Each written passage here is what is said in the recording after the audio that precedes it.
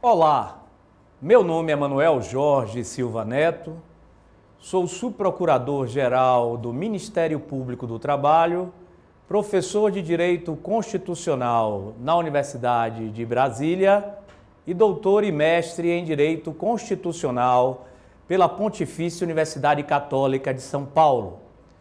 Nesse bloco número 2, tópicos de teoria dos direitos fundamentais, nós vamos tratar de um tema extremamente importante para a compreensão e aplicação dos direitos fundamentais. E qual é esse tema? O tema é a teoria dos limites imanentes dos direitos fundamentais. Qual é o conteúdo dessa teoria? A que se propõe essa teoria?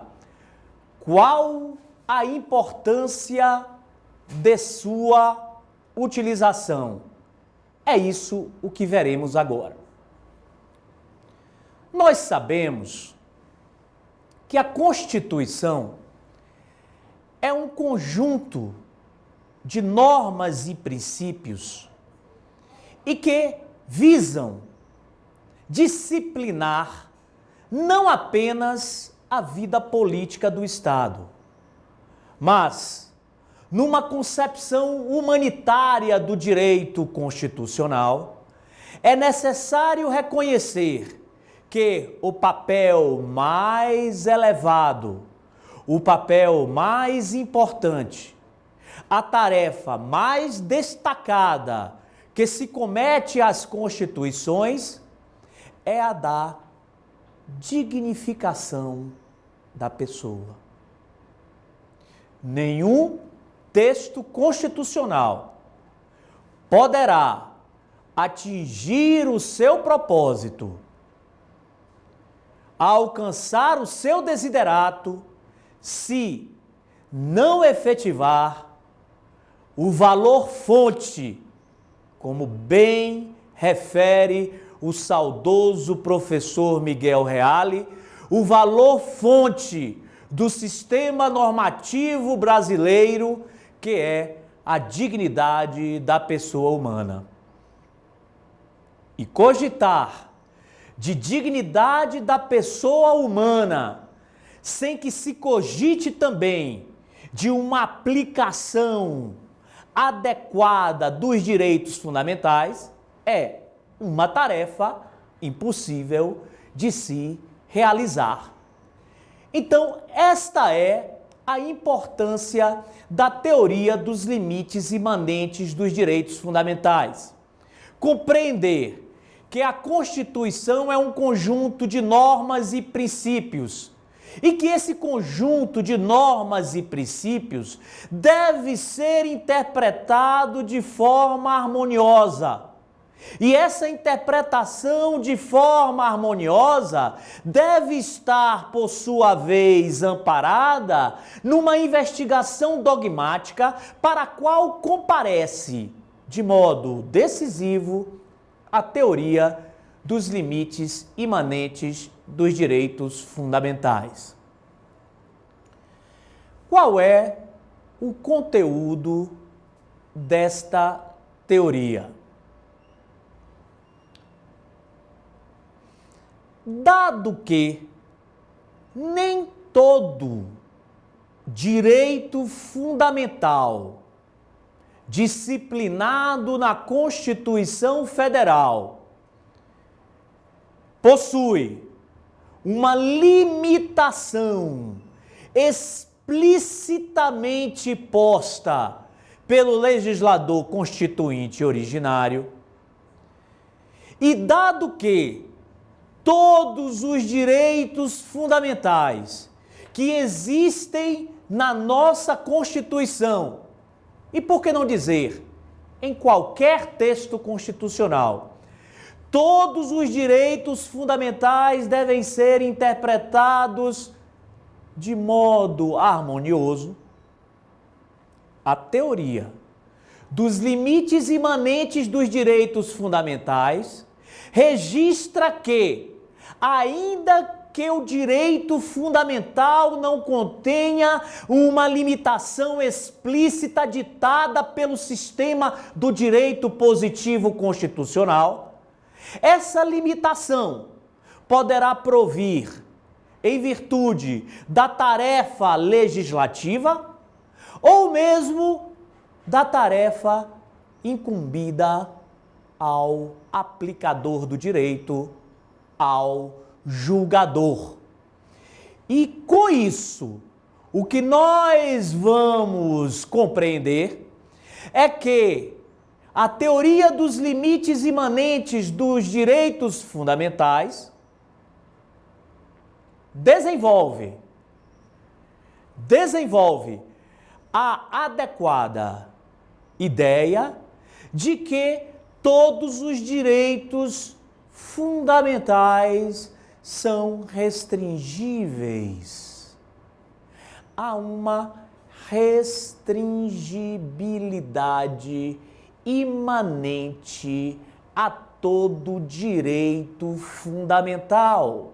E essa restringibilidade imanente a todo direito fundamental, por sua vez, tem o propósito de consolidar a harmonia do sistema constitucional, já que não se poderá percebê-lo com a existência de um direito fundamental que absolutamente prevalecerá em face de todos os outros direitos fundamentais. Observem, por exemplo, o que acontece até com o direito à vida. O direito à vida não é absoluto, desde que o próprio artigo 5º da Constituição declara que não haverá pena de morte, salvo no caso de guerra declarada. E aqui há um registro do Código Penal Militar para as hipóteses de pena de morte em face de desertor no caso de guerra declarada.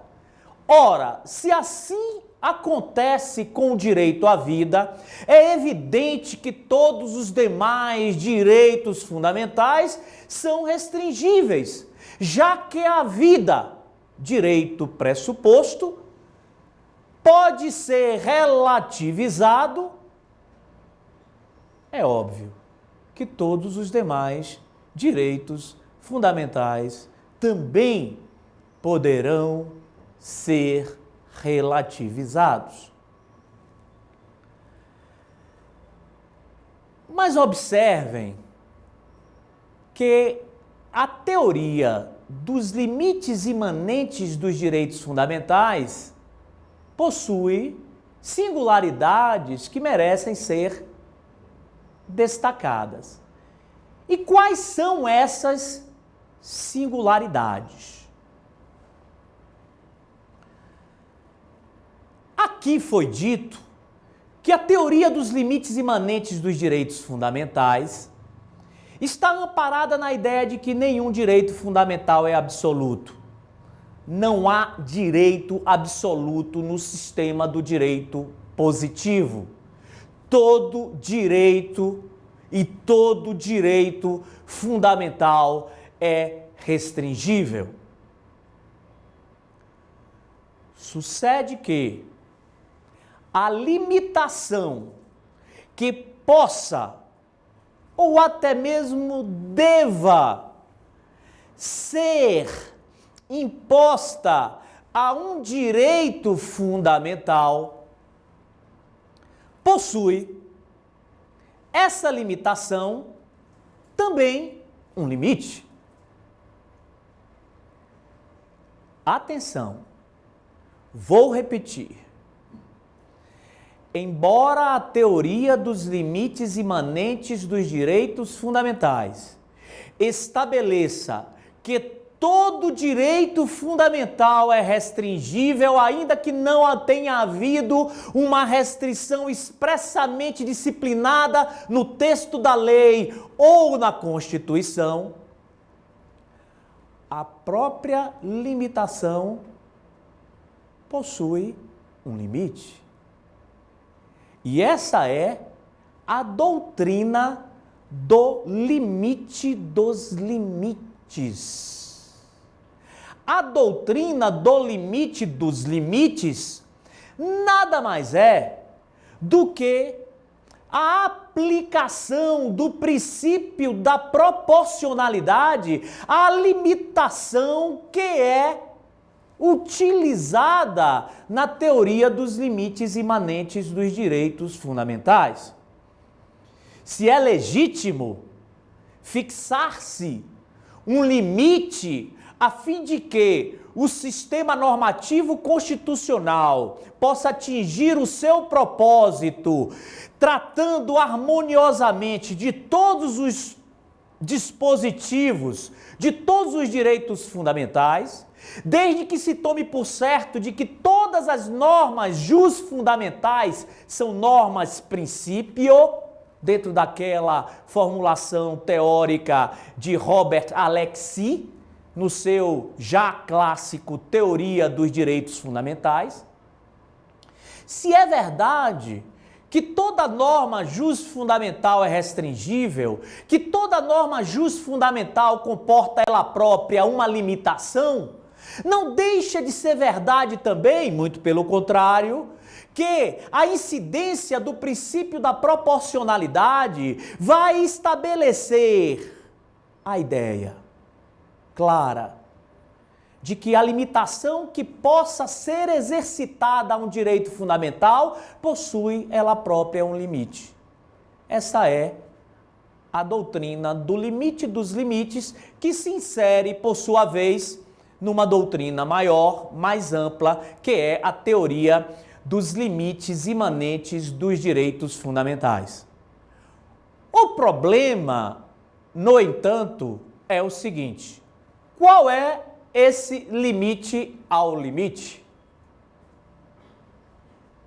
Como encontrar esse limite ao limite? Notem que a investigação sobre qual seja o limite ao limite da limitação ao direito fundamental está presa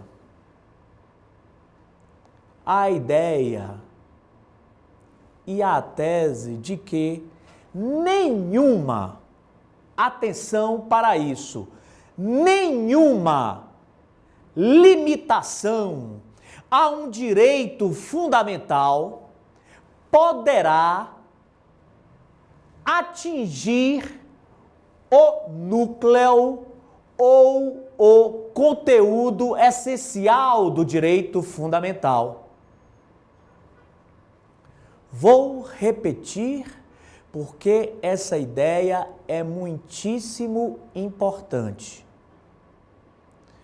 O reconhecimento de um limite ao limite induz a necessidade de reconhecer também que há um núcleo essencial em todo direito fundamental, há um conteúdo essencial em todo direito fundamental,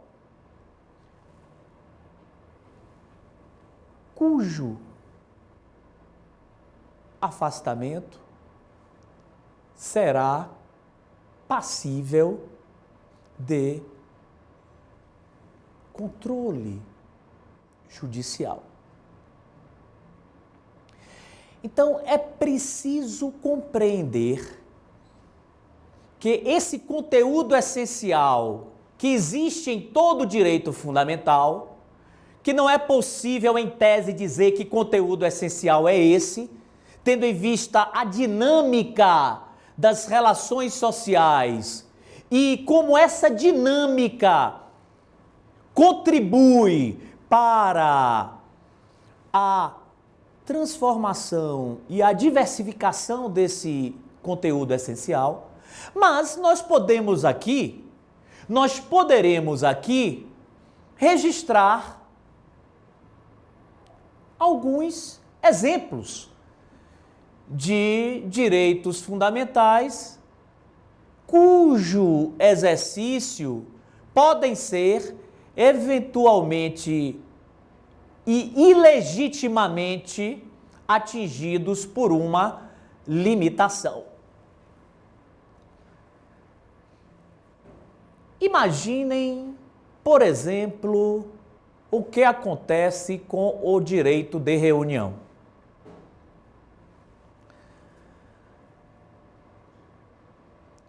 É necessário reconhecer o direito de reunião como o direito que advém da sociedade democrática.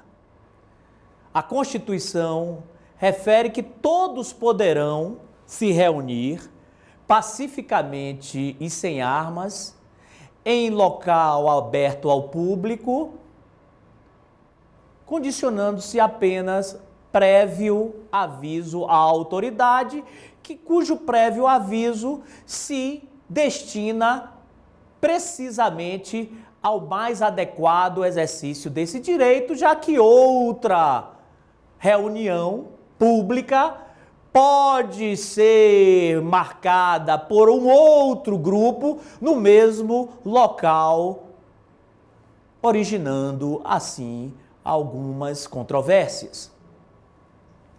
Então, vamos imaginar o seguinte: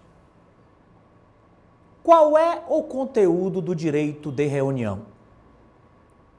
No Brasil, o direito de reunião passou a se identificar quase que exclusivamente às manifestações políticas.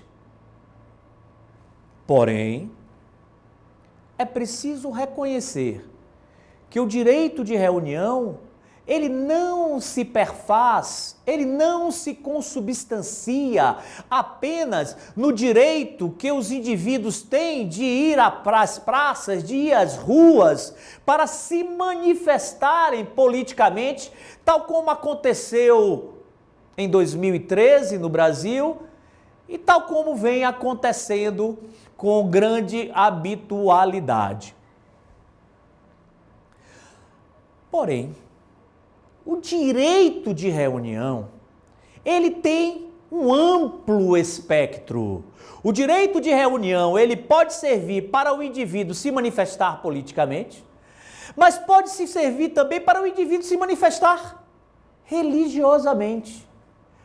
Mas pode se servir também o indivíduo do direito de reunião para se manifestar artisticamente. E aqui, eu gostaria, com base nessa ideia, trazendo, sempre lembrando que nós estamos fazendo a conexão com a teoria dos limites imanentes e a doutrina do limite dos limites, lembrando de algumas proposições legislativas que tensionavam e ainda tensionam, porque ainda estão em tramitação no Congresso Nacional, restringir o uso de máscaras em manifestações públicas. É constitucional a restrição do uso de máscaras em manifestações públicas à luz da teoria dos limites imanentes e à luz da doutrina do limite dos limites, a inconstitucionalidade é evidente. E por quê? Porque o direito de reunião, como aqui foi dito, ele não se restringe ao direito de manifestação política. Aliás, na França, há um direito de reunião previsto na legislação francesa, e há também um direito de manifestação, que é específico para o fim de manifestação política do cidadão francês. Aqui no Brasil nós não temos essa distinção conceitual. Logo, sob o grande guarda-chuva que é direito de reunião, os indivíduos se reúnem para fins religiosos, os indivíduos se reúnem para fins políticos e os indivíduos se reúnem para fins artísticos. E aqui, nesse último caso, se o direito de reunião se volta para viabilizar à pessoa manifestação artística, como lhe recusar o uso de máscaras? Se as máscaras eventualmente estão presas ao núcleo essencial do direito de reunião, que é a manifestação artística. Então observem que no caso específico da teoria dos limites imanentes, na doutrina do limite dos limites, esse conteúdo essencial é variável. Ele vai variar de acordo com o âmbito material em que se opera o exercício do direito fundamental. Ou, falando mais coloquialmente, o núcleo essencial ou o conteúdo essencial do direito, ele vai variar de acordo com o lugar onde o direito fundamental é exercitado ou por quem o direito fundamental é exercitado ou ainda qual o propósito do exercício do direito fundamental.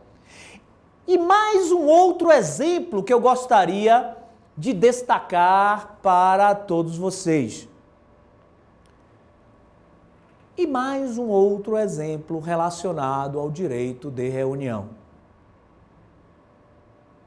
Há alguns anos atrás, aconteceu um fenômeno muito interessante nos shopping centers da periferia da cidade de São Paulo e também do Rio de Janeiro. Jovens de classes menos abastadas passaram a utilizar os shopping centers para lazer, para congraçamento. E qual foi o problema? O problema é que os administradores e os proprietários de lojas em shopping centers se insurgiram contra essas manifestações, afirmando que os shopping centers são locais para compras, não locais para lazer de adolescentes. É preciso encontrar uma resposta constitucionalmente adequada para essa controvérsia. E a resposta constitucionalmente adequada para essa controvérsia se ampara na doutrina do limite dos limites e na certificação da existência de um conteúdo essencial de um direito que é variável, que é cambiante, que modifica em virtude do local onde o direito fundamental é exercitado. Se é verdade que os administradores, que os proprietários de lojas em shopping centers não podem e não devem limitar excessivamente o direito dos adolescentes de transitarem livremente por aqueles shopping centers, não menos é verdade que esse fenômeno, que é exercício de direito de reunião dos adolescentes nesses shopping centers, deve ser examinado à luz da doutrina do limite dos limites para se concluir que o conteúdo essencial do direito dos adolescentes não é igual ao conteúdo essencial de um indivíduo que vai a uma praça pública se manifestar contra a política econômica do governo, por exemplo. Isso porque Porque o âmbito material de exercício do direito é diferente. Nós temos o exercício do direito fundamental num shopping center e temos o exercício do direito fundamental numa via pública. E com isso, é claro concluir que uma maior carga restritiva ao exercício do direito fundamental poderá ser oposta aos jovens que estão nos shopping centers do que aquela carga restritiva que será oposta ao indivíduo que se manifesta politicamente nas ruas, nas praças e nas avenidas das nossas grandes cidades. Uma outra hipótese que nós podemos reconhecer é relativa à teoria dos limites imanentes e o direito à intimidade.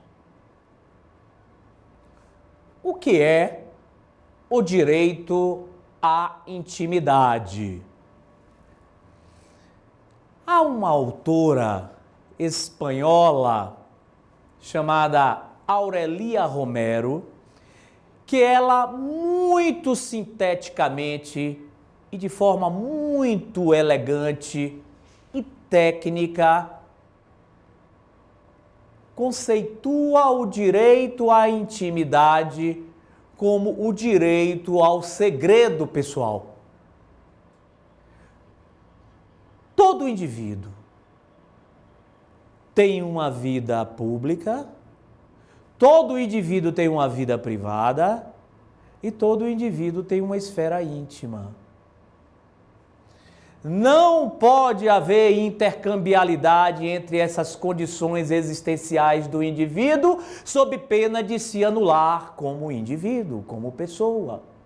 E essa é a razão pela qual o artigo 11 seguintes do Código Civil esclarece a respeito dos direitos da personalidade e disciplina também igualmente o direito à intimidade.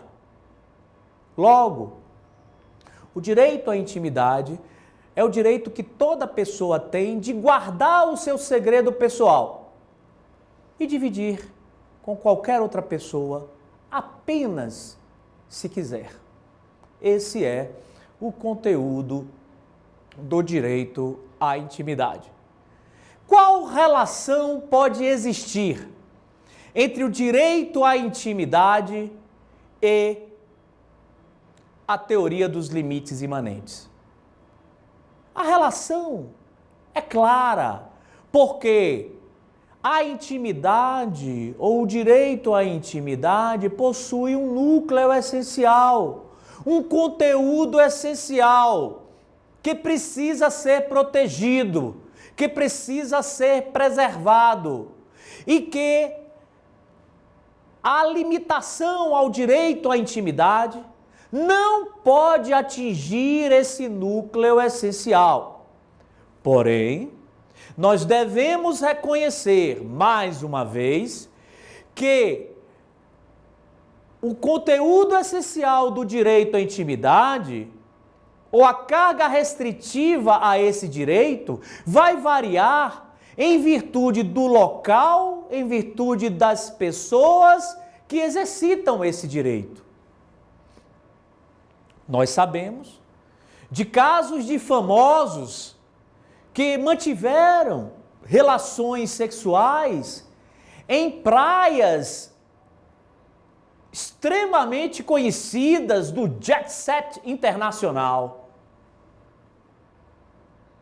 Ora, se o indivíduo deliberadamente resolve manter uma relação sexual numa praia, é claro que a carga restritiva ao seu direito à intimidade será muito maior do que aquele indivíduo que mantém uma relação sexual dentro de sua casa, entre quatro paredes, com a porta fechada, cuja carga restritiva será quase nenhuma.